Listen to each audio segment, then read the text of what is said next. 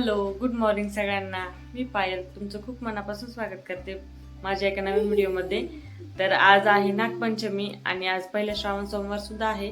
म्हणूनच मी सकाळी लवकर उठली होती, 6 वाजता उठली होती. पण काय झालं माहिती का, मी जेव्हा उठते ना तेव्हा पारस पण सकाळी खूप लवकर उठून जातो आणि तो उठला तर मला काही करता पण येत नाही. सकाळी सकाळीच त्याचं रडरड चालतं. मग आता पण तुम्ही 6 वाजता उठली तर तो पण 6ला उठला आणि आता बघा त्याची मस्ती चालू आहे इकडे. तर आज मी तुम्हाला साडीमध्ये दिसत असेल. सणांना तर आपण साडी वगैरे नेसतोच आणि आपल्या पारसची पण सकाळ झाली. पारस, काय करतोय तू? बोल हॅलो.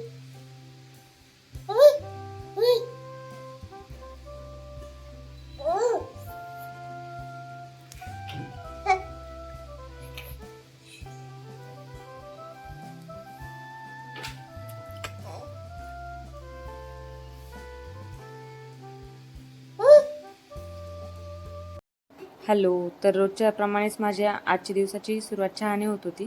दोघांसाठी मस्त इथे मी चहा बनवायला घेतला होता. दिवसाची सुरुवात तर खूप छान झाली होती हो, पण मग दिवसाचा शेवट असा होईल असं मला अजिबातच वाटलं नव्हतं. कधी कधी काय असतं, आपण विचार पण केलेला नसतो, अशा गोष्टीही होतात. माझ्यासोबत नेमकं काय झालं हे तुम्हाला पुढे व्हिडिओमध्ये कळेलच. तर मस्त इथे चहा वगैरे करून घेतलं दोघांसाठी. आणि बघा ना, मी मस्त सकाळी रांगोळीही काढली होती. नागपंचमी पण होती आणि श्रावण सोमवारही होता. मग मी पटापट सगळी कामे आवरायला घेतली. आपलं स्त्रियांचं कसं असतं ना, असं सण वगैरे असतं तर आपण नेहमीप्रमाणे थोडं जास्तच परफेक्ट करायला बघतो सगळ्या गोष्टी. आणि पटापट असं वाटतं की आपल्याला सगळ्यांच्या अगोदर आपलं सगळं झालं पाहिजे असं. आणि आपण आहे ना, नेहमी स्वतःपेक्षा जास्त घरच्यांचा किंवा बाकीच्यांचा विचार करतो आणि स्वतःच्या तब्येतीकडे पण लक्ष देत नाही. तर असंच आपलं पण चालत असतं आणि आपण स्वतःकडे तर दुर्लक्षच करतो.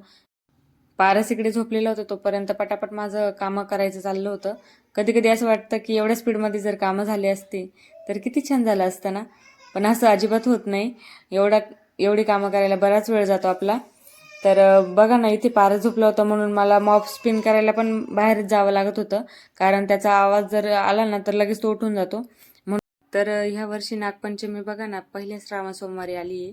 आणि हा किती छान योगायोग आहे. म्हणजे आपल्या शंकर भगवानांच्या गळ्यामध्ये नागाचं स्थान आहे आणि ह्या वर्षी नागपंचमी पण श्रावण सोमवारीच आली. तर मग छान होतं, सगळे जुळून आलेलं होतं योग पण. तर माझी साफसफाई वगैरे सगळं झाल्यानंतर घराची मग मी इथं उंबरठा पूजन करायला घेतलं होतं. तर उंबरठा पूजन केलेलं खूप चांगलं असतं. म्हणतात की लक्ष्मी आपली उंबरठ्यातूनच येते. तर आता माझ्याकडून पण पॉसिबल होत नाही की मी सारखं असं नेहमीच करत नाही उंबरठा पूजन. अगोदर मी करायची बरं का, दर गुरुवारी करायची.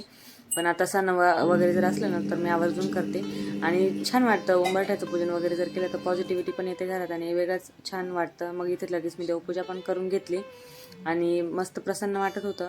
मग त्यानंतर आहे ना, आमच्या बॅकसाईडच्या ताई वगैरे आहे त्यांच्यासोबत मग मी लगेचच महादेवाच्या मंदिरात पण जाऊन आले. ह्या वेळेला मी आमच्या दुसऱ्या महादेवाच्या मंदिरात गेली होती, कारण आमचं जे नर्मदेश्वर महादेवाचं मंदिर आहे ना, तिथं खूपच जास्त गर्दी होती आणि पारसला एवढं जास्त लाईनमध्ये घेऊन उभं राहणं शक्य नव्हतं. तर त्या ओळखीच्या होत्या, मग त्यांच्यासोबत गेली. आमच्या बाजूला राहतात त्या ताईंसोबत. आणि तिथं त्या दिदी वगैरे पण भेटल्या आणि त्यांच्यासोबत तो बघा किती छान खेळला. संध्याकाळची माझी देवपूजा वगैरे आता सगळं झालंय आणि शिवलीला अमृत पण वाचलं मी, आज श्रावण सोमवार होता म्हणून. तर आता खीर बनवायची आहे आणि बाकीचा स्वयंपाक मी आधी करून घेतला. तर मला तुमच्यासोबत खीर मी कशी बनवते ते शेअर करायचं होतं आणि माझी एक सिक्रेट रेसिपी ती पण तुमच्यासोबत शेअर करते खिरीची. तर तुम्हाला पुढे मी दाखवणारच आहे आता. बाकी चला मी किचनमध्ये जाऊन आता बघू आपण. तर खीर मी म्हणजे नॉर्मल आपण जशी बनवतो तशीच बनवते बरं का. पण मी तुम्हाला एक महत्त्वाची टिप सांगते. जर तुम्ही खीर बनवत असाल ना, तर ओलं खोबरं जर तुमच्याकडे असेल ना, तर ओल्या खोबऱ्याचा जर वापर केला ना तर खीरला जी टेस्ट येते ना ती खूपच छान येते. आणि मी खीरला असे वरतून आपण तडका किंवा फोडणी म्हणू शकतो. तर आज मी वरतून कॅरेमेल बनवून पण टाकणार आहे. तर ते पण एक टिप खूप छान आहे. ही टिप मला ॲक्च्युली माझ्या मावशीने सांगितली आहे.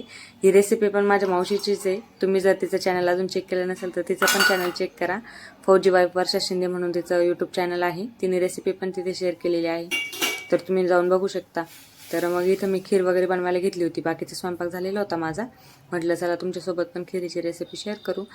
तर माझं आहे ना, सकाळी बघितलं तुम्ही, मी सगळं काम वगैरे आवरलं आणि मला आहे ना जेवायला खूप लेट झालं होतं. मी सकाळी फक्त केळी वगैरे खाल्ली होती आणि नंतर मी डायरेक्ट 2-2:30 वाजता साबुदाण्याची खिचडी खाल्ली असेल.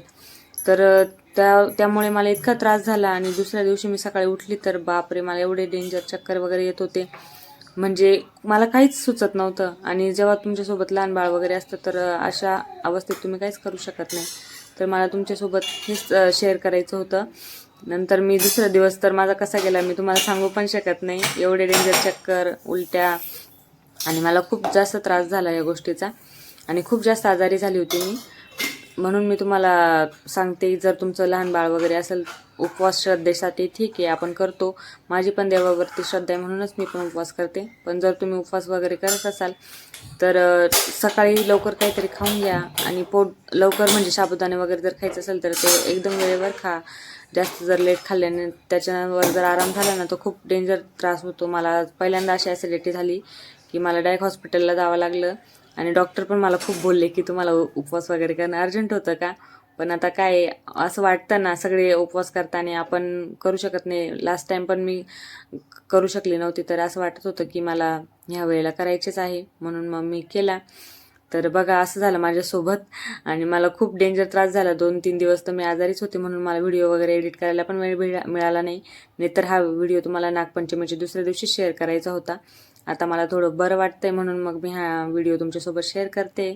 तर मला एवढंच सांगायचं आहे, आपण सगळे कामं वगैरे करतो, सगळं करतो, सगळ्यांची काळजी घेतो, पण स्वतःची काळजी घेत नाही, वेळेवर जेवण वगैरे करत नाही. तर तुम्ही वेळेवर जेवण वगैरे करत जा आणि स्वतःची पण काळजी घ्या. तर बघा इथे असे हे आपण साखर आहे ना, त्याचं कॅरेमल बनवून घ्यायचे 2-3 चमचे साखरेचं आणि वरतून ते आपण जसं तडका देतो ना तसं ते खीरवरती टाकायचे. ही जी टीप आहे ना ती खूप महत्त्वाची, कारण याने खिरीला एकदम छान टेक्स्चर वगैरे पण खूप छान येतं आणि खिरीची चव खूप छान येते. म्हणजे जसं खवा टाकल्यानंतर आपण चव येते ना खिरीला, तशीच चव येते.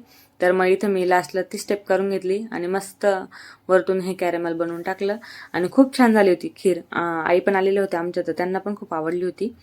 तर ही माझी रेसिपी नक्की ट्राय करा.